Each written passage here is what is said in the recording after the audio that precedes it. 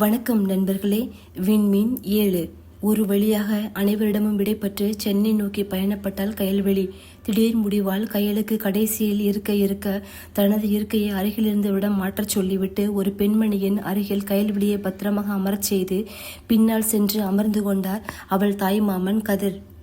அதுவும் அந்த இருக்கை கூட அவரின் பார்வை அவள் மீது இருக்குமாறு இருந்தது. ஏனெனில் அவர் அறிவார் கயலுக்கு இது முற்றிலும் புதிது என்று.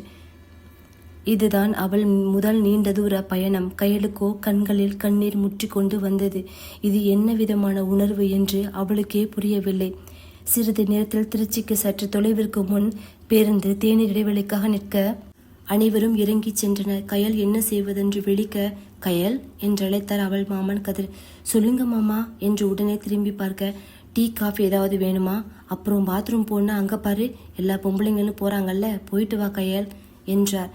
சரி மாமா என்றவாறு கழிவறை நோக்கி நடந்தாள். அவள் செல்லும் போது அவர்கள் பேருந்து ஒன்று மட்டுமே இருந்தது. ஆனால் இப்போதோ கிட்டத்தட்ட 7-8 பேருந்துகள் அங்கு நிற்க அதை பார்த்து அவளுக்கு கண்ணை கட்டி கொண்டு வந்தது. ஐயோ, என்ன இங்கு இத்தனை பஸ் நிக்கி, இதுல நம்ம பஸ் எதுன்னு தெரியலையே என்று விழுத்து கொண்டிருக்கும் போதே, கயலு இந்தாயா டீ குடி என்று ஒரு பேப்பர் கப்பில் டீயை நீட்டினார் தாய்மாமன் கதிரவன். அப்போதுதான் சென்றோவியை திரும்ப வந்தது போல உணர்வு அவளுக்கு. ஏனெனில் அவளை கண்காணித்து கொண்டு அவள் வெளியே வரும் வழியை எதிர்நோக்கி காத்திருந்தார் கதிரவன். ஆம், அதுதான் உண்மை ஆயிற்றே.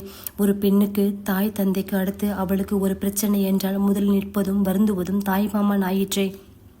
காலை 6 மணி அளவில் சென்னை கோயம்பேடு பேருந்து நிலையத்தில் வந்து நின்றது அவர்கள் பஸ். நீண்ட நேரத்திற்கு பின் தூங்கியதால் அவளோ விழிக்காமல் உறங்கி கொண்டிருக்க, கயலு எழுந்திரியா, ஊர் வந்துருச்சு பாரு என்றார் கதிரவன். திடுக்கென விழுத்தவள், மன்னிச்சிருங்க மாமா, கொஞ்சம் அசதி, அதான் தூங்கிட்டேன் என்றாள். பரவாயில்ல கயலு, இந்த பேக்ல வெயிட் இல்லை, இதை தூக்கிட்டு கவனமா என் பின்னாலேயே வரணும், சரியா? சரிங்க மாமா என்றவாறு பஸ்ஸில் இருந்து இறங்க, அங்கே எண்ணிலடங்கா பஸ் கடலே இருக்க விழிகளை அகல விரித்தவள், ஆத்தி இத்தனை பஸ்ஸா, இதுல அவங்களுக்கான பஸ்ஸை எப்படி கண்டுபிடிப்பாக என்று எண்ணிக்கொண்டாள். மாமன் பின்னாலேயே சென்ற கயல்வெளியே, கயலே இங்கிருந்து நம்ம இடத்துக்கு போக லோக்கல் பஸ்ல தான் போகணும். அதுக்கு அதோ அந்த பெரிய ரோட கிராஸ் பண்ணணும். இன்னைக்கு வேண்டாம், உனக்கு ஊர் பழகட்டும், இன்னொரு நாள் பார்த்துக்கலாம், இப்போதைக்கு ஆட்டோல போகலாம், சரியா என்றவாறு. இதுதான் கோயம்பேடு பஸ் ஸ்டாண்டு கயலு, நம்மூர் பஸ்ஸு வெளியூர் பஸ்ஸுன்னு ஊர்ல இருந்து எந்த பஸ் வந்தாலும் இங்கே தான் வரும், நல்லா பார்த்துக்க என்றார். சரி மாமா என்றவாறே சுற்றி சுற்றி பார்த்தவள், நொடிக்கு 10 பஸ்ஸுகள் என எல்லா பக்கமும் செல்ல மக்கள் ஓடி ஓடி ஏறவும் இறங்குவுமாக இருக்க, நாகரிகத்தில் வளர்ந்தது என அவர்கள் ஆடையிலும் மணிகலன்களிலும் காலனிலும் தோல் பைகள் என முற்றிலும் மாறுபட்டு இருக்க, தன்னை பார்த்து கொண்ட கயல் தாவணி பாவடை சட்டையில் தனித்து இருப்பதாகவும் நாகரிகத்தில் அவர்களை விட 10 வருடம் பின்தங்கியது போல தெரிந்தது அவளுக்கு.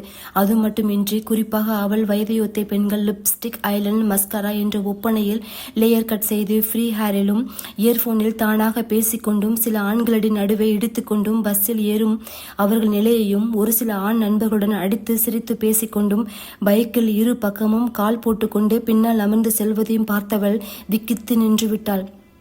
நின்று அவளை பார்த்த மாமன், கயலு அசதியா இருக்கா? கொஞ்சம் தூரம்தான், ஆட்டோ ஸ்டாண்டு வந்துரும் என்றார். இல்ல மாமா, எந்த அசதியும் இல்ல என்றவள், ஏமாமா எதுக்கு இங்கு உள்ளவங்க ஒரு தினுசா இருக்காக என்றார். ஹஹா என சிரித்தவர், எப்படி கயலு, அதுதான் சென்னை, போக போக பாரு நீயும் அப்படி மாறிடுவ, இந்த ஊர் உன்னை மாத்திரும் என்றார். ஆத்தி வேண்டாம் மாமா, எனக்கெல்லாம் அப்படி மாற வேண்டாம் என்றாள். அப்புறம் சொல்ல மறந்துட்டேன், நீ ஆபீஸ்க்கு போகும்போது இப்படி தாவணி பாவடை சட்டையில வேண்டாம் கயலு, கற்பக அக்கா நிறைய சுடிதார் வச்சிருக்கா, உனக்கு சேர்றதா பார்த்து போட்டுக்க. 3 நாள் எனக்கு நிறைய வேலை இருக்கு, அதை முடிச்சுட்டு ஒரு 4 செட்டு சுடிதார் வாங்கி தரேன், வீட்டுல எதுனாலும் போட்டுக்க என்றார் மாமன். சரி மாமா, எனக்கு பிரச்சனை இல்லை, கற்பகம் அக்கா சுடிதாரை போட்டுக்கிறேன் மாமா என்றாள். சைதாப்பேட்டை போகணுன்னே என்று ஏறி ஆட்டோவில் அமர்ந்தனர் இருவரும். நம்ம இடம் சைதாப்பேட்டை கயலு, ஞாபகம் வச்சுக்க என்றார். என்றாள். ஏனோ கயலுக்கு மனம் ஒப்பவில்லை. ஒரு சேவல் கூவும் சத்தம் இல்லை, பறவைகளின் கீச்சொலி இல்லை, காளியம்மன் கோவில் பஜனை பாட்டு இல்லை, வாசலில் தண்ணீர் தெளிக்கும் சத்தம் இல்லை. மாறாக இடைவிடாத ஹார்ன் சத்தமும் டிராபிக் போலீஸின் அனௌன்ஸ்மெண்ட்டும். பத்தாதுக்கு, டேய் பேமானி உள்ள உட்காந்துட்டு இருக்க சாவுகிறாக்கி என்றார் ஆட்டோ ஓட்டுநர். அதை கேட்ட கயல் ஆவென்று பார்த்து கொண்டு, ஏதோ வேற மொழிக்காரர் போல என்று எண்ணிக்கொண்டாள். வீடும் வந்தது. அது ஒரு பழையதும் அல்லாமல் புதியதும் அல்லாமல் அப்பார்ட்மெண்ட். 2வது தளம்தான் இவர்களுடையது. சென்று பெல்லை அழுத்தினார் கதிரவன். கதவை திறந்த கற்பகம், ஹாய் கயலு, வா வா, எப்படி இருக்க? எல்லாம் எப்படி இருக்காங்க? பொங்கல் எப்படி போச்சு என்க. எல்லாம் நல்லா இருக்காங்கக்கா. பொங்கல் நீங்க பாப்பா இல்லாததான் மட்டும்தான் குறை, மற்றபடி நல்லா போச்சுக்கா. பாப்பா எங்கக்கா என்றவாறே வீட்டில் நுழைந்தவள் சுற்றி சுற்றி பார்க்க வியந்துதான் போனாள். பெரிய ஹால், நடுவில் சோஃபா செட் டீப்பாயும் இருக்க, பக்கவாட்டில் பெரிய ஷோகேஸில் சோனி டிவி, அதை சுற்றி சின்ன சின்ன ஸ்பீக்கர்ஸ் மற்றும் அலங்கார பொருட்கள் அடுக்கி வைக்கப்பட்டிருந்தது. சுவற்றில் விதவிதமாக அங்கொன்றும் இங்கொன்றுமாக அவர்கள் புகைப்படம், அதுவும் டிசைனர் ஃப்ரேமில் இருக்க அதற்கே அசந்து விட்டாள் கயல். கயலு என்று தோள்களை உலுக்கிய கற்பகம், உள்ள பாத்ரூம் இருக்கு, பல் தேய்ச்சிட்டு வா, நான் டீ போடுறேன் என்க. சரிங்கக்கா என்றவாறு பேகை தூக்கி கொண்டு உள்ளே நுழைந்தாள். கதவை திறந்தவுடன் சில்லென்ற குளிர்காற்று அவள் முகத்தில் வீச சுற்றி சுற்றி பார்த்தவள் அங்கு மூடியவாறு கதிரின் 5 வயது மகள் ஸ்ரீமதி தூங்கிக் கொண்டிருந்தாள். ஏசியால் அறை குளிரூட்டப்பட்டிருந்தது. ஸ்ரீகுட்டி என்றவர் அவள் அருகில் சென்றவள் கை கால்களை பற்றி முத்தம் வைக்க அதுவோ சில்லென்றிருந்தது. வெளியே ஓடியவள், மாமா ஸ்ரீபாவுக்கு குளிர்து போல, கை கால் எல்லாம் சில்லுன்னு இருக்கு என்றாள். உள்ளே சென்றவர் ஏசியை ஆஃப் செய்துவிட்டு, இல்ல கயல், அவ அப்படிதான், ஏசி ஓடலனா பாரு, 10 நிமிஷத்துல எந்திரிச்சிருவா என்றார். மற்றும் எப்படி ஏசியை ஆஃப் ஆன் செய்ய வேண்டும் என்று கற்றுக் கொடுத்தார். ஓ, அதான் நம்ம ஊருக்கு வந்தா பகல்ல நல்லா விளையாடுவா, தூங்கும் போது மட்டும் அழுவா, இதுக்குதான் போல என்று எண்ணிக்கொண்டாள். குளியரை நோக்கி சென்றவள் குளித்துவிட்டு பட்டுப்பாவடை தாவணியில் வெளியே வந்தாள். அவளை பார்த்து புன்னையுடன், இந்த கையில் டீ என்று கற்பகம், மெட்ராஸ்ல ஒரு பொண்ணை இப்படி பாவடை தாவணியில பாக்குறது எவ்வளவு அதிசயமா இருக்கு தெரியுமா என்றார் கற்பகம். இட்லி ஊத்திருக்கேன், சாப்பிட்டு தூங்கு, எதுவா இருந்தாலும் அப்புறம் பார்க்கலாம் சரியா என்றார். சரிங்கக்கா என்றாள் கயல். இவர்களது 4 அடுக்குகளை கொண்ட அடுக்குமாடி கட்டிடம். ஒரு ஃப்ளோரில் எதிரெதிர் வீடுகள் என்ற அமைப்பில் இருக்கும். இதற்கு இடையில் தாங்கள் நல்லபடியாக வந்துவிட்டதாக ஊருக்கு தெரிவித்துவிட்டு சிக்கன் எடுத்து வந்தார் கதிரவன். அப்போது வாயிலை பார்த்த கற்பகம், ஏங்கா வாசல்ல கோலம் போடலையா என்றார். இல்ல கையிலே, ஏதாவது நல்ல நாளுக்கு தான், இல்லைனா வெள்ளி செவ்வாய்க்கு மட்டும்தான் போடுவேன் என்றார். நான் வேணுனா போடவாக்கா என்றாள். சரி கையல், ஆனா நம்ம ஊர் மாதிரி தண்ணீர் தெளிக்க முடியாது, மாபு வச்சு துடைச்சிட்டு தான் கோலம் போடணும் சரியா என்றார். சரிங்கக்கா என்றவாறு சிறிது பாவடையை தூக்கி சொருகி கொண்டு கோலம் போட, வாவ் இட்ஸ் பியூட்டிஃபுல் என்று ஒரு குரல் பின்னால் இருந்து கேட்க சட்டென திரும்பியவள் அங்கு 3/4 பிளாசோ பேண்ட்டும் லூஸ் டி ஷர்ட் அணிந்து தோள்பட்டை வரை உள்ள முடியை விரித்து ஃப்ரீ ஹேரில் நின்றிருந்தார் மகதி. வாட்ஸ் தட் மம்மி என்றவாறு வந்தால் ஆரு என்கிற ஆருத்ரா. அவ்வளோ பாப்போல் ஹேர் கட் செய்து டை டி ஷர்ட் ஜெகிங்ஸ் அணிந்திருக்க அவர்களை மேலேயும் கீழேயுமாக கயல் பார்க்க அவர்களோ அவளை வியப்பாக பார்த்தனர். ஏனெனில் மகதி கழுத்தில் தாலிதான், இருந்தாலும் மிக மெல்லிய செயின் அணிந்து ஒரு கையில் சின்ன பிரேஸ்லெட், காதில் சின்ன வெள்ளைக்கல் கம்மல் அணிந்திருந்தார். ஆர்வோ கழுத்தில் காதில் கையில் எதுவும் இல்லை, காலில் மட்டும் இடது காலில் சிறிய கருப்பு கயிறு, அவ்வளோதான்.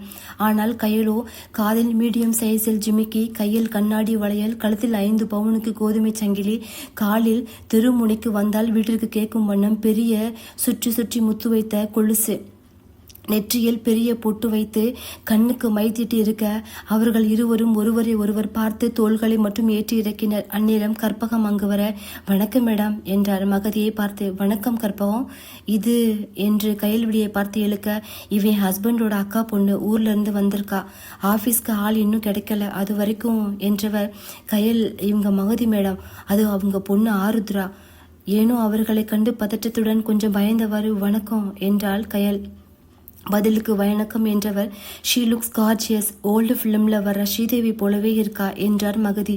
ஓ ஆமால, நானே இப்போதான் கவனிக்கிறேன் என்றார் கற்பகம். பின் மகி என்று வீட்டிலிருந்து சத்தம் வர, தேவ் காலிங், அப்புறம் பார்க்கலாம் என்று விட்டு கைலின் கன்னத்தை தட்டிவிட்டு சென்றார். போகிற அவர்களே பார்த்து கொண்டு நின்றத கைலை பார்த்து கற்பகம், அவங்க கிட்ட கொஞ்சம் மரியாதை நடந்துக்கோ கையல், உங்க மாமா இந்த நிலையில் இருக்க அவங்க வீட்டுக்காரர் தான் காரணம். இவங்க எல்லாருக்கும் நல்ல ஹெல்பிங் மைண்டு. இந்த வீட்டை கூட விற்கும் போது மாமாவுக்கு சொல்லி லோன் போட வச்சு வாங்கி கொடுத்தாங்க. இன்னைக்கு இதோட விலை 2 மடங்கு அதிகம், ஆனா கம்மி விலைக்கு வாங்கி கொடுத்தாங்க என்றார் கற்பகம். சரிங்கக்கா, மரியாதை குறைவா நடக்க மாட்டேன் என்றாள். நல்லது, சரி வா சாப்பிடு முதல்ல என்றவர் அழைத்து சென்றார் வீட்டினுள். விண்மீன் 8. வீட்டிற்குள் சென்ற மகதியோ, என்ன தேவ், ஏன் இவ்வளவு அவசரமா கூப்பிட்டீங்க என்றார். நம்ம வேஸ்ட் திங்ஸ் போட்டு வச்சிருக்கோம்ல, அதையெல்லாம் டிஸ்போஸ் பண்ணிரு. அப்புறம் அந்த ரூம்க்கு நியூ ஃபர்னிச்சர்ஸ்க்கு சொல்லியிருக்கேன், சிஸ்டம் இன்ஸ்டாலேஷனுக்கு கூட ஆள் வருவாங்க என்றார் எங்கோ தயாராகி கொண்டே.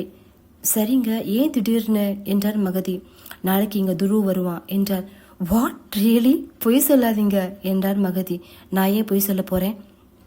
என்றவாறு ஏதோ யோசித்தவர், மகி ரொம்ப வருஷத்துக்கு அப்புறம் துரு நம்ம கூட இருக்க போறான் என்று எண்ணிக்கொண்டவர் ஏதோ யோசிக்க சிறிது நேரத்திற்கு முன், டோக்கன் நம்பர் 17 மிஸ்டர் துருதேவ் ஆதவன் வித்யூத் உள்ள போங்க என்றவுடன் 25 வயதான துரு, எக்ஸ்கியூஸ் மீ டாக்டர் என்றவாறு குட் மார்னிங் என்று கதவை திறந்து உள்ளே நுழைந்தான். வெல்கம் மிஸ்டர் துரு என்று அவனை அமரச் சொல்லிவிட்டு, சொல்லுங்க என்றார் டாக்டர். அந்த வயதில் துருவோ சற்று ஒல்லியான தேகமும் உயரமுமாக இருக்க ஏதோ 20 வயது பையனைப் போலதான் இருப்பான். அவன் ஆரோக்கியத்தில் அவ்வளவாக அக்கறை செலுத்தியதில்லை. அவன் பசிக்கு சாப்பிட வேண்டும் அவ்வளோதான் என்ற நிலையில் இருந்த அவனை ஏற இறங்க பார்த்த டாக்டர், உங்களுக்கு 25 years and co pilot correct என்றார். அவன் டீட்டெயில்ஸை அடங்கிய கோப்புகளை புரட்டி கொண்டே, எஸ் டாக்டர் என்றான் துரு. But you are looking so young என்றார். ஓ தேங்க்யூ என்க, சொல்லுங்க என்ன பிரச்சனை என்றார் டாக்டர். 2 டேஸாக கண்டினியூஸாக ஒர்க் முடிச்சுட்டு வந்தால் கூட தூக்கம் வரமாட்டேங்க டாக்டர். சில சமயம் தப்புன்னு தெரிஞ்சும் 2 to 3 ஸ்லீப்பிங் பில்ஸ் போடுறேன். என் வயசுக்கான எந்த ஃபீலிங்ஸும் இல்லாதது போல் ஃபீல் பண்ணுறேன். ஏன்னா என் ஃப்ரெண்ட்ஸ் எல்லாம் ஒரு பொண்ணை பார்த்தா they are getting something, but எனக்கு அது கூட தோணலை. மாறா இரிட்டேட்டிங்காக இருக்குது என்றான் துரு. அவன் பேசுவதை கூர்ந்து கவனித்த doctor, can I have your physical checkup documents என்றார். ஏனெனில் அவர் அறிவார் ஒவ்வொரு பைலட்டுக்கும் 3 மாதத்திற்கும் ஒரு முறை ஃபுல் பாடி செக்அப் செய்யப்படும் என்று. பயணத்திற்கு முன் முழு உடல் பரிசோதனைக்கு உட்படுத்திய பின்னரே பைலட்டுகள் விமானத்தை செலுத்துவதற்கு அனுமதிக்கப்படுவர். இதனால் தினமும் ஓரல் செக்அப், 3 மாதத்திற்கு ஒரு முறை ஃபுல் பாடி செக்அப் செய்யப்படுவர். அவற்றை எடுத்து கொடுத்து கொண்டே, there is no problem on that sir என்றான் துரு. அவனை நிமிர்ந்து பார்த்த doctor, I can understand doctor what you meaning என்றான் மென் புன்னகையுடன். No no not like that young man. அப்போ கண்டிப்பா உங்களுக்கு பிடிச்ச மாதிரி பொண்ணை நீங்க இன்னும் பார்க்கலன்னு தான் அர்த்தம் அப்படின்னு வச்சுக்கலாமா என்றார். ஐ ஹோப் ஸோ என்றான் புருவத்தை உயர்த்தியும் தோள்களை குலுக்கிக் கொண்டும். எனக்கும் அதான் வேணும் doctor. N parents love marriage, still they are running lovely life. அதை பார்க்கும்போது எனக்கும் தோணும் என்றான். அவன் கண்களை உற்று நோக்கிய டாக்டர், வெரி குட். உங்கள் வாழ்க்கையில் நீங்கள் யாரையாவது மிஸ் பண்ணுறீங்களா என்றார். மிஸ்னா என்று தீவிரமாக யோசித்து கொண்டே, என் பாட்டி அவங்கள தான் மிஸ் பண்ணுறேன். மற்றபடி பெருசாக மிஸ் பண்ணுற அளவுக்கு யாரும் இல்லை என்றான். அப்போது பாட்டி போல பொண்ணு தேடுறீங்களா என்றார். மென் புன்னகை செய்தவன், மேபி என்றான் இதழ்களை குவித்து விரித்தவாறு. கங்க்ராட்ஸ் யங் மேன், உங்களுக்கு எந்த பிரச்சனையும் இல்லை. கொடுத்த டேப்லெட்ஸை கரெக்டாக எடுங்க, நல்லா தூங்குங்க, அதுவே ஸ்ட்ரெஸ் ரிலீஃபாக இருக்கும். சவுண்ட் அலர்ஜியோ என்றான். எஸ் என்றான் ஒற்றை கண்ணை அடித்து மென் புன்னகை செய்தவாறு. பழகிக்கணும், சவுண்ட் அக்செப்ட் பண்ண ட்ரை பண்ணுங்க, இல்லைனா என்ன லவ்வா இருந்தாலும் சரி சமாளிக்க முடியாது. காதலியோ மனைவியோ எதுனாலும் முதல்ல கேட்க பழகிக்கணும் என்றார் சிறிது நக்கல் கலந்த தோணியில். இதழ் பிரித்து சிரித்து கொண்டே, ஷியோர் டாக்டர் என்றான். I like to see you with your pair next time young man என்றார். தேங்க்யூ டாக்டர் என்றவர் தன் ஃபைல்ஸை எடுத்துக்கொண்டே கிளம்பினான் துரு. அடுத்த நிமிடம் தேவராஜுக்கு கால் செல்ல எடுத்தவர், தேவ் நான் ராம் என்க. ஹே ராம், பிஸி மேன், சொல்லுடா இன்னைக்கு என்ன ஃப்ரீயா? என்னை பார்க்க இப்போ துரு வந்தான் என்றான் ராம். ஏன் என்றார் தேவராஜ். துருவுக்கு என்னாச்சு? ஏன் அவன் ரொம்ப டிப்ரெஷனில் இருக்கான்? ரொம்ப காமா, அவன் வயசுக்கான உற்சாகமே அவன்கிட்ட இல்லையேடா. உனக்கும் மகதிக்கும் பிறந்த பையன்னா யாரும் நம்ப மாட்டாங்க என்றார் ராம். ஆமாடா, அவன் கொஞ்சம் அப்படிதான். நாங்கள் கொஞ்சம் அதிகமாக பேசினாலே அவன் ஆச்சரியமாக பார்ப்பான், இல்லைன்னா அங்கிருந்து போயிடுவான் என்றார் தேவ்.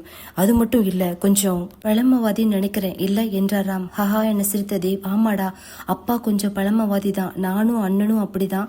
நான் சென்னையில் இருந்ததால் பழகிட்டேன். சின்ன வயசுல இருந்து அண்ணன் அப்பா வளர்ப்பு அவன், அதனால அவன்கிட்ட அது ஊறி இருக்கு. அப்புறம் அம்மா பற்றி உனக்கே தெரியும் தானே, அவங்க கூட தான் அவன் பால்ய வயசு முழுவதும். அதனால அவன் வார்த்தைகளை கொஞ்சம் எண்ணி எண்ணி தான் பேசுவான், தேவைக்கு அதிகமாக பேச மாட்டான் என்றார் தேவ். அது தப்பு தேவ். அவனுக்கு யார்கிட்டயாவது மனசு விட்டு பேசணும்னு ஆசையா இருக்கு. ஆனா யார்கிட்ட பேச, எப்படி பேச, என்ன பேசினா என்ன நினைப்பாங்கன்னு யோசிக்கிறான். இந்த தாட்டே ரொம்ப தப்பு. ஆசை, கோபம், சந்தோஷம் இதெல்லாம் மறைக்க கூடாது, எக்ஸ்பிரஸ் பண்ணணும். இல்லைன்னா அதுவே எல்லா நோய்க்கும் காரணமாயிரும். நீ அவங்கிட்ட பேசு, இல்லைன்னா ஏன் அவன் தனியா இருக்கணும்? உங்க கூட அழைச்சிட்டு வா, சேஞ்ச் ஆகும் என்றார். ஐ நோடா, பட் அவன் ரொம்ப நல்லவன் ராம். யார் மனசும் நோகக்கூடாதுன்னு நினைக்கிறவன். சரி பார்க்கலாம், அவனுக்கு நல்ல லைஃப் பார்ட்னர் கிடைச்சா ஒருவேளை எல்லாம் மாறும் என்றார் தேவ். ஆமாடா, எப்படி கண்டுபிடிச்ச துருவ் என் பையன் என்றார் தேவ். எப்படி மறப்பேன், அந்த நேம் வித்யூத், மகதி அப்பா பேர் தானே என்றவர்.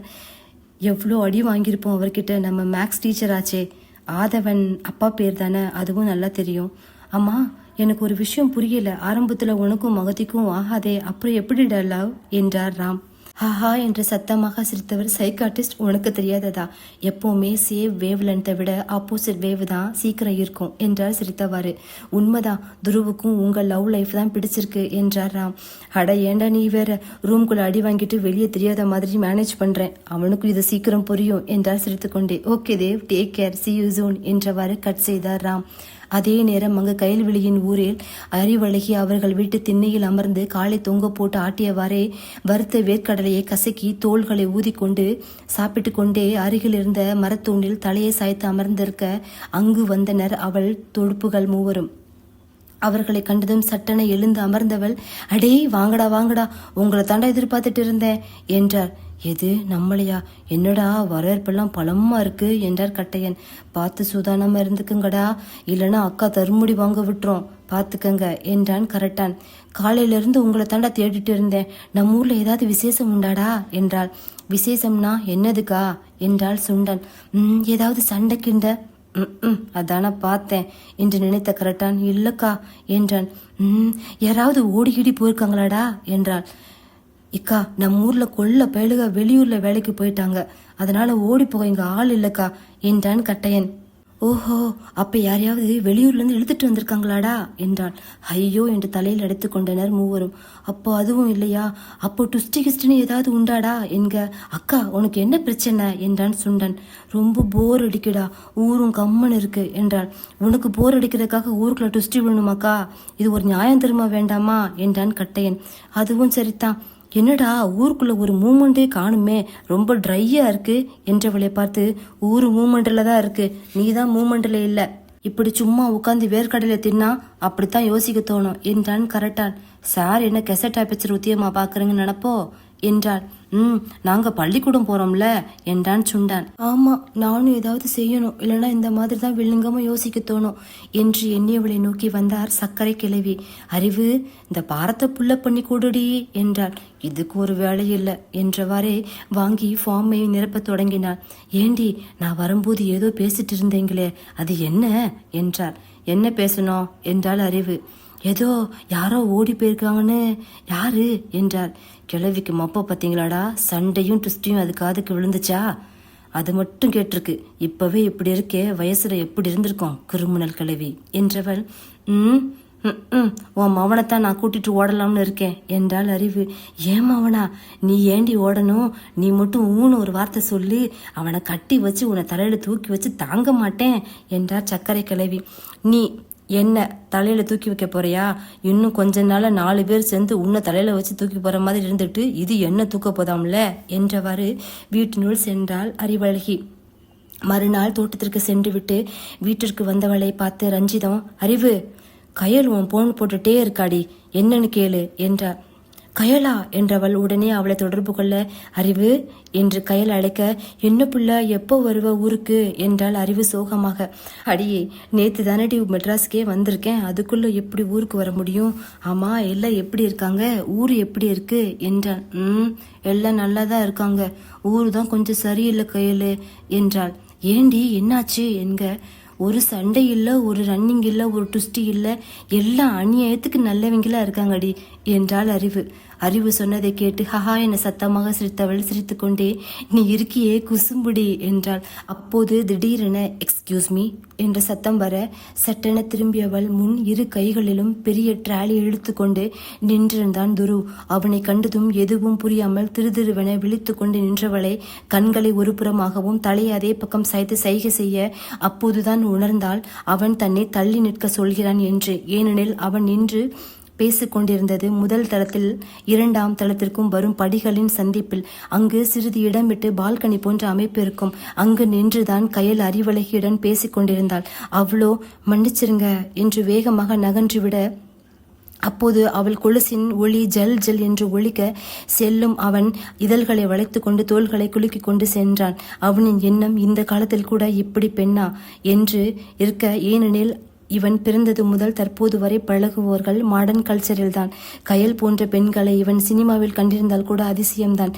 கயலோ அவனை ஒரு பயத்துடன் பார்த்து கொண்டிருந்தவள். அவன் தோற்றம், உடை, அந்த ட்ராலி அனைத்தையும் பார்த்து ரொம்ப பெரிய இடத்து புள்ள போல என்று எண்ணினாள். அவனோ கிட்டத்தட்ட அவளை ஏதோ வீட்டு வேலை செய்யும் பெண் என்று எண்ணியிருந்தான்.